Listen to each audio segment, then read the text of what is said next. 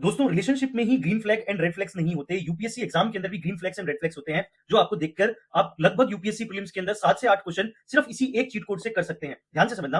With reference to rules imposed by Reserve Bank of India while treating foreign banks, consider the following statement. There is no minimum requirement there is no minimum capital requirement for the wholly owned banking subsidiaries in India. For wholly owned banking subsidiaries in India, at least 50% of the board members should be Indian national.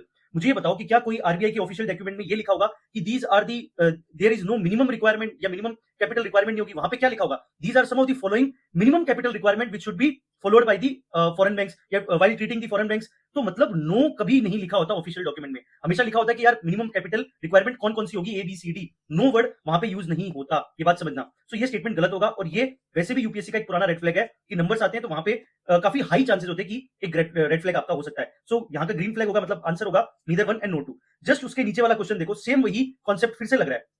CSR rules do not specify minimum spending on CSR activities। तो वहां पे क्या official में ये लिखा होगा कि ये कोई भी स्पेसिफाई मिनिमम स्पेंडिंग नहीं हो सकती, कोई दी होगी, इसीलिए तो वहां पे एग्जामिनर ने वर्ड ये डू नॉट लगा दिया। ये बात समझ आ रही है? डू के आगे नॉट लगा दिया। तो आप मुझे इस पूरे आंसर क्वेश्चन का आंसर जो है वो कमेंट बॉक्स में बताएंगे इसका आंसर क्या है। मैंने आपको सिर्फ ये एक रेड फ्लैग बताया, ऊपर वाला स्टेटमेंट आप एनालाइज करके ट्रिक लगा के या लॉजिक लगा के नॉलेज लगा के मुझे कमेंट बॉक्स में बताएंगे इस क्वेश्चन का आंसर क्या होगा। सो पेज को फॉलो कर लीजिए, यूपीएससी दोस्त को आपके बहुत काम आने वाला है यूपीएससी एक्सपीरियंस के लिए। मिलते हैं नेक्स्ट वीडियो में। Thank you so much.